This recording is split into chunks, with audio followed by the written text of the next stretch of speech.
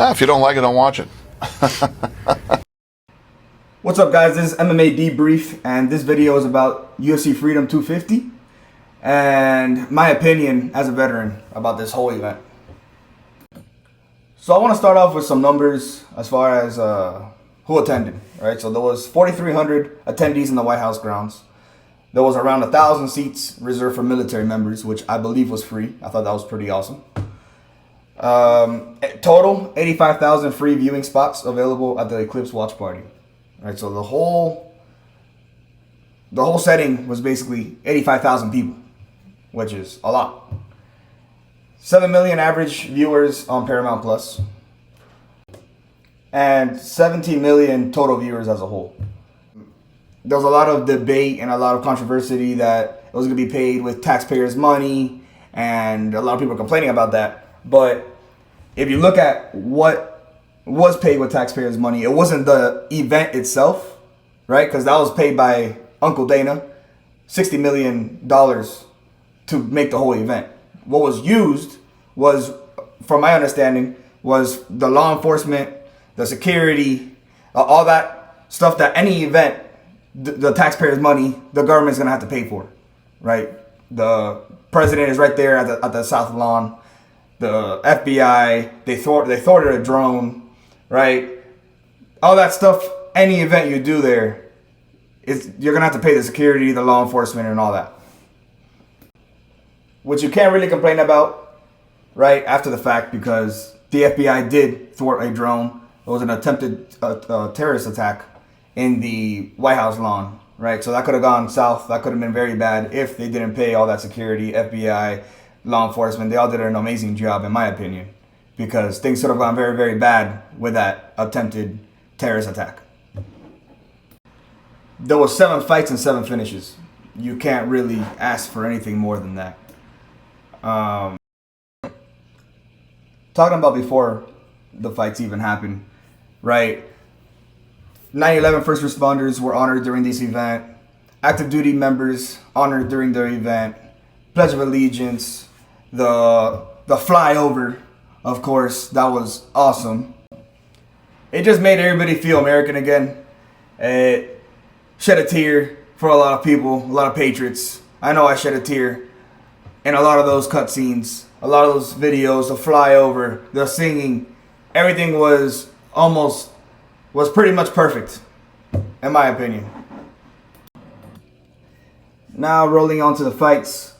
We had Diego Lopes against Steve Garcia. Second round TKO. Of course, just Diego Lopes being Diego Lopes, stealing the show, getting on top of the octagon.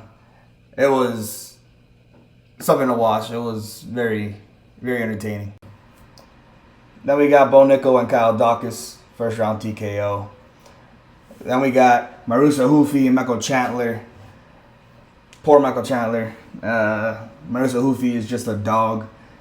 He kept hitting him with the spinning back kicks, and he just dominated him first round TKO, sadly, in the White House lawn. Really hoping for the American to win, but can't always get what you ask for. But then in the next fight, we got Josh Hockett and Derek Lewis, which it was somewhat entertaining, but it was very disappointing. I'm not necessarily mad at who won. It was just Derek Lewis looked like he didn't even want to be there. That was the only disappointing thing about it. He didn't look like he was trying. But Josh Hockett put it away and stole the show with some pretty wild remarks and sparked a lot of controversy. Then he apologized, which doesn't seem like a very sincere apology. But moving on. Then we got Sean O'Malley with a second round finish against a hobby. Dominated him on the exchanges. Ended up dropping him. Pulled off for the win. Not many people are talking about this fight. Not many people seem to be excited.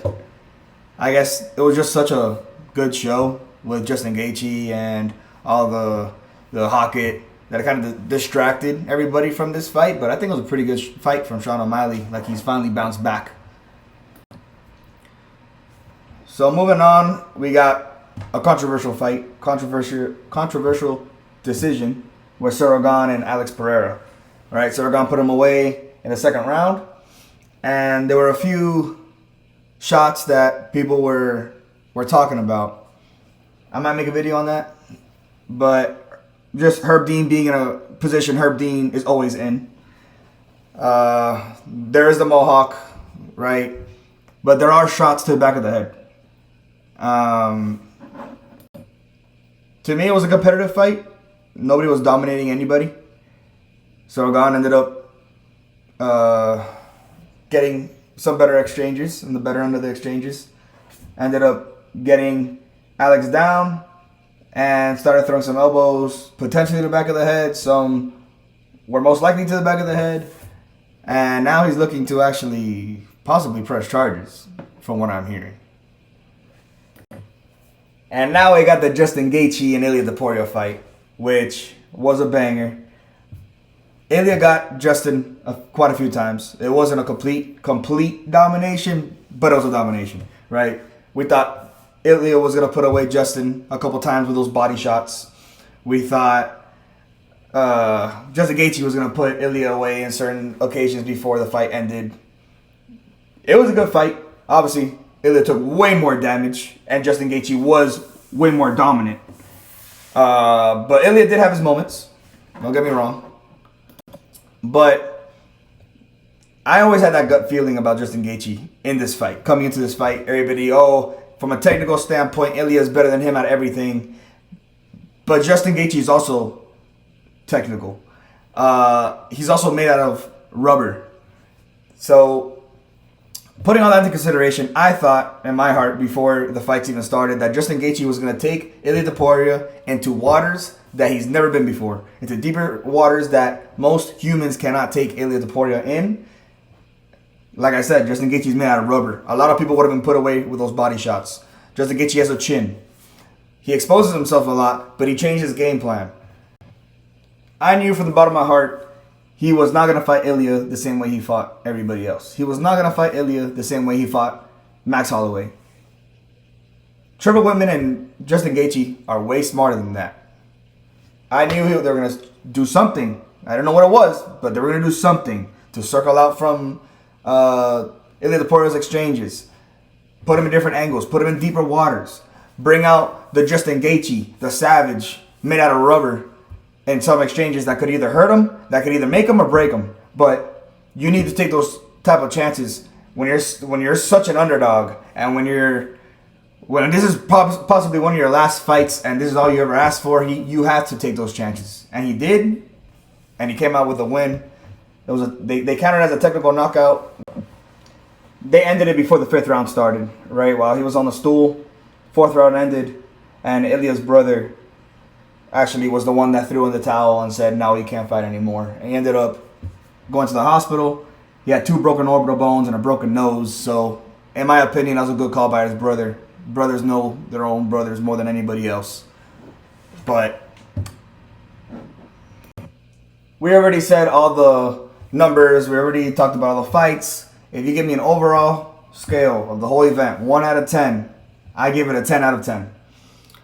Yes, there were controversies with the Josh Hawkett speech and all that, but that's not Dana, that's not Trump, that's not what this whole event was about, right? That's one fighter. He said something off the wall, and it shouldn't happen, but it happened, right? But as far as the whole event, the way they brought the first responders, the way they brought the active duty military members, they gave them 1,000 tickets, 1,000 seats to watch that, I believe, for free.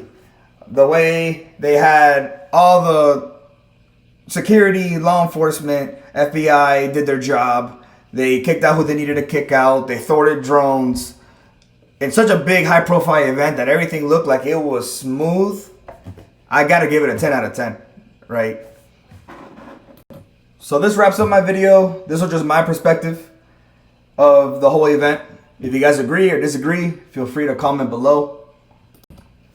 If you guys like the video, like the vibe of this channel, please like and subscribe. And thank you guys for watching.